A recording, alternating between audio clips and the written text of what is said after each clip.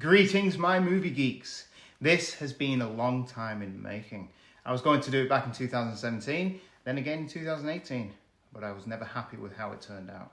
Just like the film I'm about to talk about. I watch Indiana Jones and the Kingdom of the Crystal Skull at least once a year, because despite how much this film disappoints me, it's still an Indiana Jones film, and arguably 75% of the film works well. It's just the other 25% that lets it down.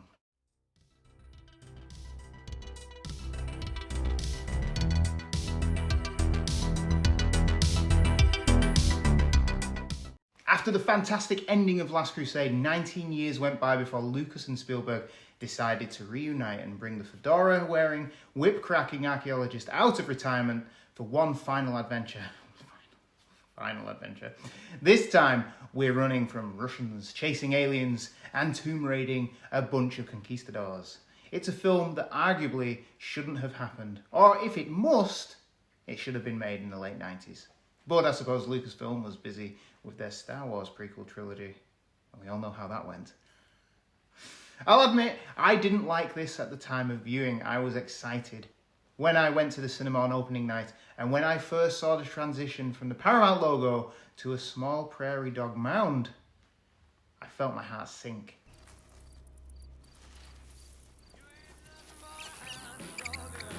All my expectations went out the window. One small shot was enough to ruin the experience for me, which lasted for a very long time. And I'll admit, every year since 2008, I have gone out of my way to watch this film at least once. So even though I don't particularly like this film, I have watched it at least 16 times since it was released. There is a lot to say about this, so I'll start with what I like about this film, because I'd argue there are more things to like than not. The opening sequence, while a far cry from Raiders of the Lost Ark, it is an adequate reintroduction to the character, tonally different to anything that's gone before, setting the scene and pacing of the entire film. For the first 5 minutes, we're not even following Indiana Jones, but it does set up where we are and the time period the film is set in. A nice little nod to Lucas's American Graffiti and giving us some good period appropriate tropes, which include the Russians and a reference to Area 51 and Roswell. Now we find our hero caught up in a jam, being pulled out of the trunk of a car and looking a little bit worse for wear. More worn than he did in Last Crusade. But I suppose at this point, it is the years and the mileage now. Another reveal of Jones using little more than a silhouette, and it feels like we're back.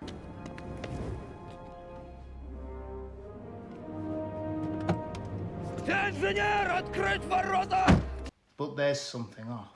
No, it's not Indy looking older, or that the villains aren't those goose-stepping morons. No, there's something wrong with what I'm seeing and hearing. The background doesn't look right, almost like it isn't real. And then Indy speaks, he sounds like he's dubbed. Dr. Jones.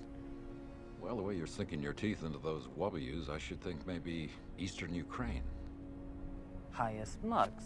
The sound feels off, the visuals don't look great, and it seems to have lost the gritty realism feel that the other three had. Then we enter Area 51, but we find ourselves in a very familiar place. And we are back where it all started, or at least ended. The warehouse at the end of Raiders of the Lost Ark, looking bigger, fuller, and even a little more computer generated. And it's here we get the main direction for the plot, and arguably the most entertaining sequence in the film. Well, maybe. Being used by the Russians to find a box that Jones was partially involved with excavating from a crash site in 1947. I wonder what that could be. He uses his knowledge to locate the crate and also start disarming the bad guys. As the crate is highly magnetic, Jones insists that using gunpowder and shotgun shells to help locate where the crate may be. It's a great little sequence that can go either way. There's a lot of plot points dropped in this scene, and we know who the antagonists are, and including Indy's friend, and possibly the worst addition to the series. Why, Mac? Well, what can I say, Jonesy? I'm a capitalist. I say that not liking Shia LaBeouf. Mac played by Ray Winston. I'm not saying he was miscast, but the way he portrays Mac just really rubs me the wrong way. I really don't like him. Some people have a problem with Shia LaBeouf. I did for a very long time, and they're right to. And he is awful. But I think because of that, they give Mac a pass. And they really, really shouldn't. He's loud, he's obnoxious, and he's just a bad character who doesn't do anything other than be there. His only saving grace is a moment when he tries to tell the Russians that Indiana Jones is an utter psychopath who you shouldn't play chicken with. Don't get clever, Boris. You don't know him. Know him! Know him! You don't know him! You don't know him! You don't know him! You don't know him! That's entertaining. Overall, the sequence is fun. It has some nice callbacks to Raiders, including the arc itself. But the inclusion of some overused CGI where it really wasn't needed, the sequence could have been a hell of a lot better. I haven't even gotten to the part of the Nuke the Fridge. And I'll bet you think that I hated that. But you know what? I didn't mind it. He went in a fridge and survived an atomic blast. That's fine with me. I don't know.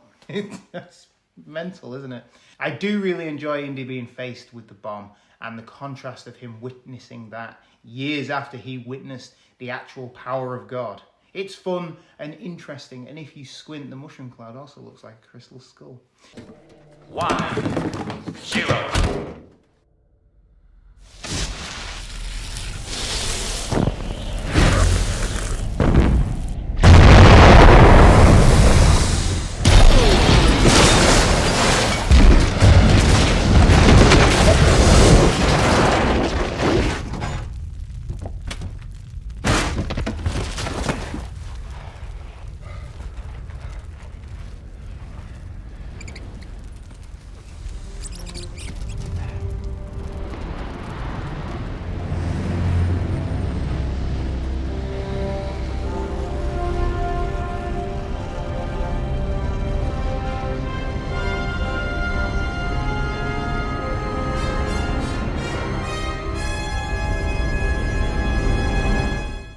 Everything in this film is basically fallout from the opening sequence, pun very well intended, which works well and gives us another change from the separate intro of the other films. He's removed from his job at the university. He then tries to go travelling, but then he's brought back in by Mutt.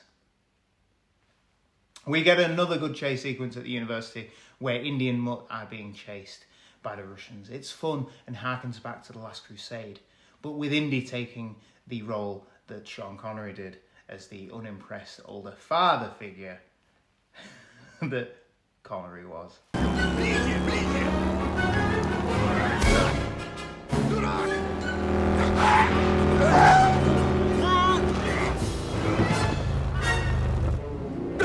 The globe-trotting map reappears and we end up in Peru visiting the Nazca lines. And here we get a nice little nod to the young Indiana Jones Chronicles, cementing the fact that if Indy doesn't lose an eye in the Dial of Destiny, I'm going to be pissed.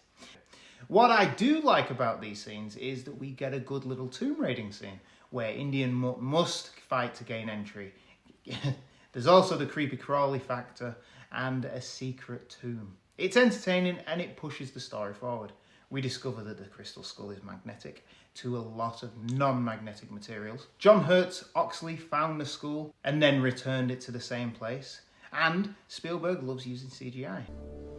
Looks like he just died yesterday. It's the wrappings. They preserved him.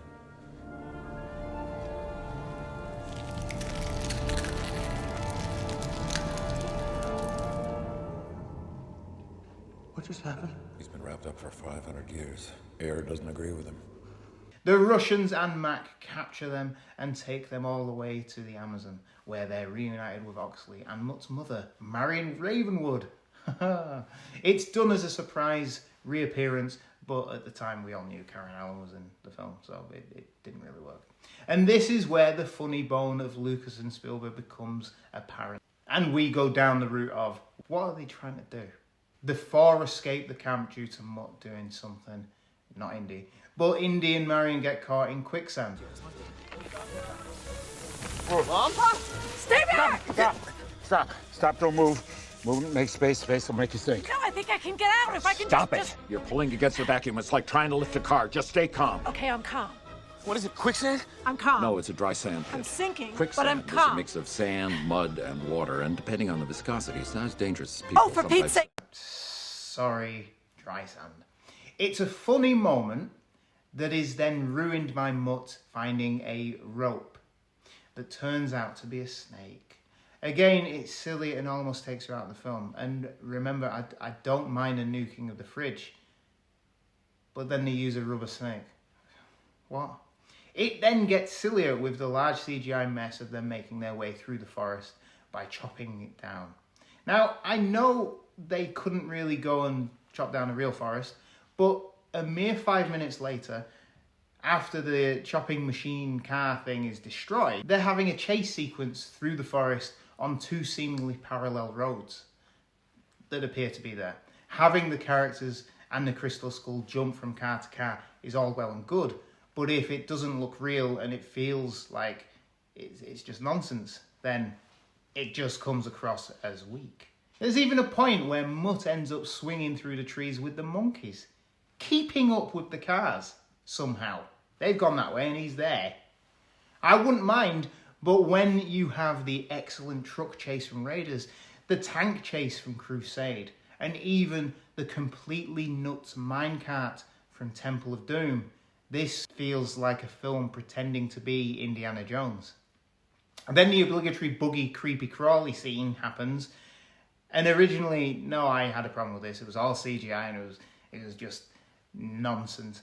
But there's no other way to do it. You want ants, you want man-eating ants, you're going to have to do it on CGI. So for that, I suppose it gets a pass. Also, I do love the man-eating ants dragging the people into their nests. It's gross and it's fun. It looks great. One thing that this scene does is removes the Indiana Jones on the back foot fight. All the films have this, having his ass handed to him, but ultimately winning. The fight here has nowhere near the impact of those earlier fights.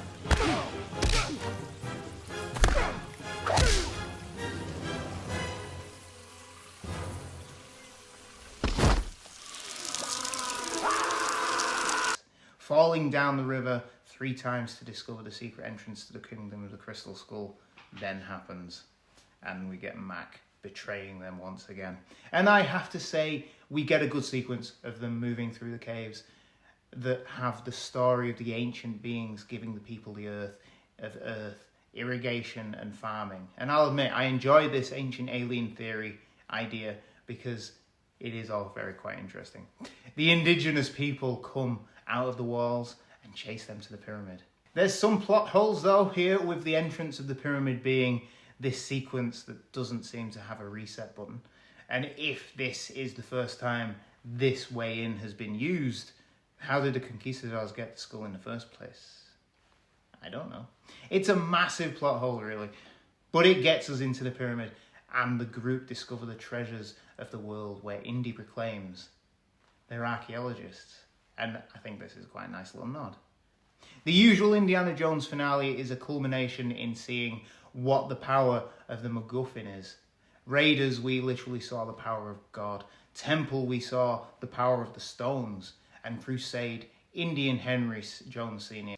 are healed by the power of the Cup of Christ. Kingdom of the Crystal Skull, though, gives us a muddled finale that gives us the aliens, interdimensional beings. They give a reward, but to give the reward, they're also starting a ship that will not only destroy everything that is around there and kill the people who the reward is for. Doesn't make sense. It is a bit senseless. Spalko, Cate Blanchett's character, requests to know everything, but doesn't consider the size of her hard drive being able to take it all in. And Indy, Marion, Mutt and Oxley all flee because they don't want to go that way. And Mac just decides to give up, packing gold and treasures to take with him, just like at the end of The Mummy, and does it and packs it all away. And then Indy tries to get him to follow on so they can get out and escape. But then he starts to leave and trip and just then lies on the ground It's mind-numbingly stupid that he doesn't get back up and lets himself get sucked into the portal. I hate the sequence. I think it's lazy and it doesn't really do anything for the character. Even though the character is crap, he could have had a better ending than that. I don't mind the aliens. It makes sense amongst the ancient alien theories, and I don't mind the ship leaving and destroying all the evidence of them being there. Because, let's face it, that's a standard Indiana Jones film. But why does a portal form in the ship? Why do the beings decide to try and kill everyone?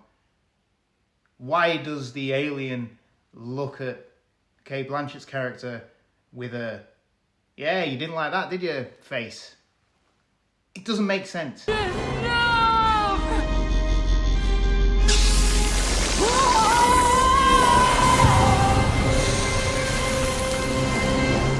I think that's the problem with this film. It just doesn't make sense. It's rushed. The film, for me, falls down. It has enjoyable scenes, and it is good to be back in this world, but it doesn't feel right. There's something missing. It's almost like the filmmakers are bored. It's like they're just going through the motions. They are going through the motions and giving us the bare minimum of what is deemed to be an Indiana Jones film. As I said before, it feels like a film pretending to be or emulating an Indiana Jones film with the same characters. It has that Raiders formula, an action-heavy opening act that leads to a break at Marshall's College where Indy is teaching, the call to action where he's pulled back in by Mutt to find his mother and Oxley, and the breakneck finale. But it isn't fully breakneck. It's almost at half speed and just comes across as toothless. There's no bite to it. I feel Crystal Skull struggles because, yes, Indy is older, but with that, they changed what he was meant to be. He is scrappy, smart, and mostly on the back foot. We root for him because the odds are stacked against him. But in Crystal Skull, this never really happens. He's become the other 80s action heroes who never fails and can shrug anything off. Raiders gave us one of the best quotes when discussing Indiana Jones. It's not the years, it's the mileage. But Crystal Skull doesn't lean on any of that.